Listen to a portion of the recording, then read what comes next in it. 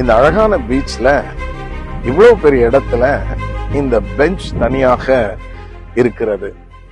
இதை பார்க்கும் பொழுது எனக்கு ஒரு அழகான எண்ணம் வந்தது. தனிமைப்படுத்துதல் பனிஷ்மெண்ட் இல்லை, தனிமைப்படுத்துதல் இஸ் a positioning. பலர் தங்கள் தனிமையில தேவனோடு ஒரு என்கவுண்டர் அவர்களுக்கு உண்டானது. இதற்கு ஒரு பெரிய எக்ஸாம்பிள் மோசஸ். வனாந்திரத்தில் ஆடுகளை மேய்த்து கொண்டிருந்த மோசஸ்க்கு ஒரு பெரிய என்கவுண்டர் உண்டானது. அதன் விளைவாக அவனுடைய அழைப்புல தேவன் அவனை ரீஇன்ஸ்டேட் பண்ணினார். தனிமை பனிஷ்மெண்ட் அல்ல. Loneliness is not a punishment and loneliness is not bad altogether.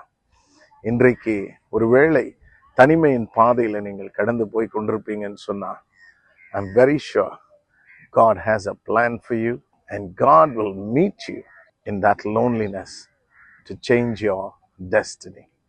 உங்கள் எதிர்காலத்தை, உங்கள் லக்கை மாற்ற தேவன் இந்த தனிமை நடுவில் உங்களை சந்திப்பார்.